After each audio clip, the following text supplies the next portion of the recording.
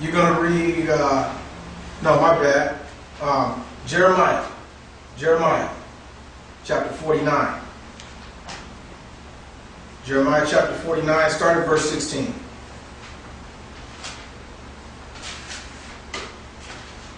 When you got it, go ahead and read. Jeremiah 49, verse 16.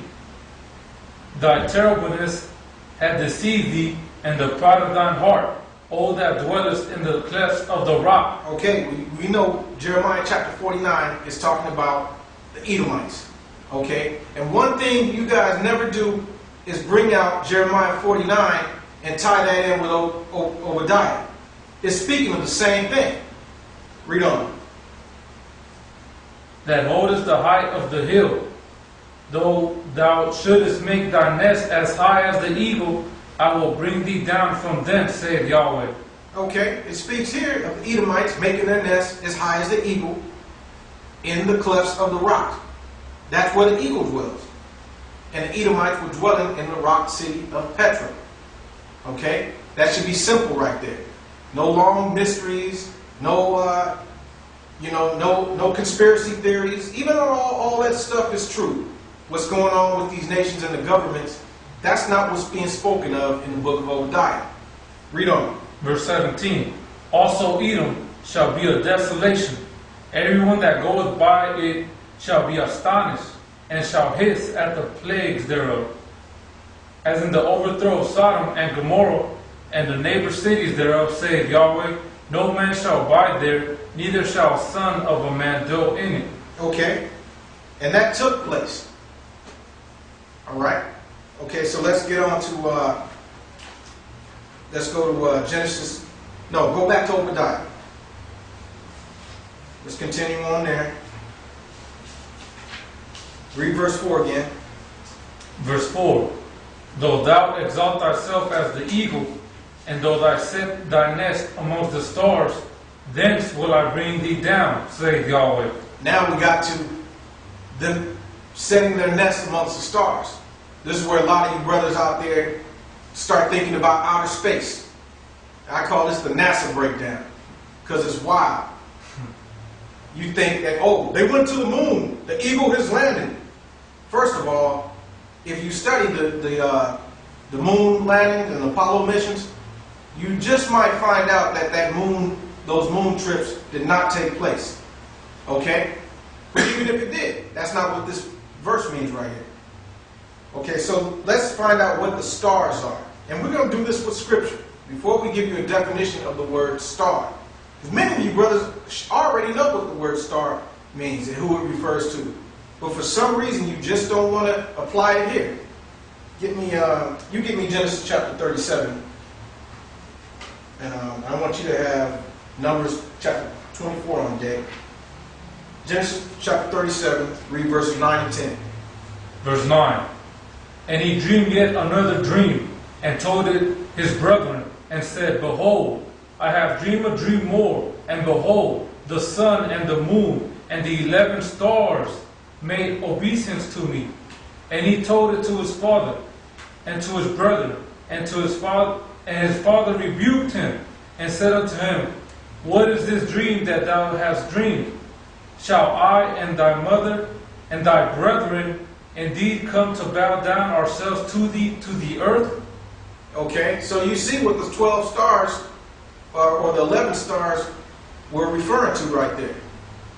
Okay, give me a definition for the word star before we continue on.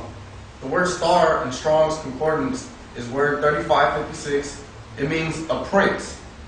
In Brown Driver and Briggs, it means of Messiah, brothers, youth, or Yahweh's omniscience. Okay, so we can see it means prince. What does the word Israel mean? All right, that should give you a clue right there. But if you haven't figured it out right now, let's continue on. Give me Numbers chapter 24, read verses 17 and 18. I shall see him, but not now. I shall behold him, but not now. There shall come a star out of Jacob, and a scepter shall rise out of Israel, and shall smite the corners of Moab, and destroy all the children of Shem. Okay, there's a star coming out of Jacob. All right, so far you can tell we're talking about Israelites. All right, let's back this up even more. Get Revelation chapter 12, Revelation 12 and verse 1. Revelation 12, verse 1. And there appeared a great wonder in heaven, a woman clothed with the sun, and the moon under her feet, and upon her head a crown of 12 stars. Okay, that's plain. Many of you out there know how to break down Revelation 12. Okay, you should be able to see what the stars are right now. But just in case, we're going to rub this in. We're going to take it from the book of Jasher. I don't care if you don't believe in the book of Jasher. We're going to bring it out. We're going to rub this in further. Give me Jasher chapter 41. Read verses 14 and 15. 14. And after this Joseph dreamed another dream, and related the dream to his father in the presence of his brethren. And Joseph said unto his father and brethren, Behold, I have again dreamed a dream, and behold, the sun and the moon and the 11 stars bow down to me.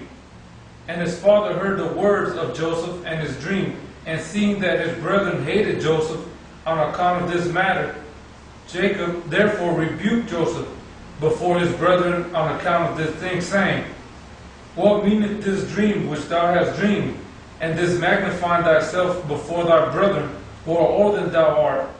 Dost thou imagine in thy heart that I and thy mother and thy 11 brethren will come and bow down to thee, that thou speakest these things? All right, so we know what the stars are now. The stars are Israelites. Clearly, Israelites. All right, now let's go back to the book of Obadiah and read it. Verse 4. Obadiah verse 4. Though thou exalt thyself as the eagle, and though thou set thy nest amongst the stars, thence will I bring thee down, saith Yahweh. That word from thence, it means from there. The Edomites exalted themselves like the eagle, dwelling in the rock city of Petra, and then went and set their nest amongst the stars in the land of Israel, amongst the Israelites. And from there, they'll be brought down. Now let's see how that plays out. Let's get Sarcaphogus of an ancient civilization. This has history on Edom, and it's true history. It's backed up with the scriptures. Get page 365. Let's find out, read about how they set their nest amongst the stars.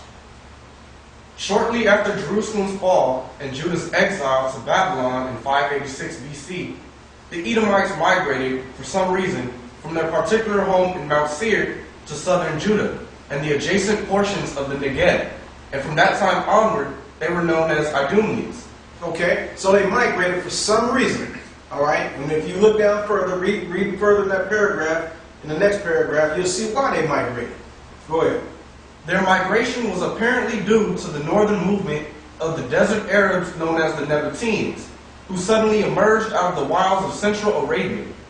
For a long time, they threatened Edomite territory, pushing steadily nearer and nearer in the direction of Mount Seir, until at some time during the 6th century BC, they succeeded in expelling the sons of Esau from the mountain fastnesses and took possession of the rock city of Petra. Okay, so you can see in the 6th century BC, the Edomites were expelled from their land and went and dwelled in Judea. All right, we're going to prove that with scripture. Okay, give me Ezekiel chapter 36. Ezekiel 36, you're going to read verses 4 and 5.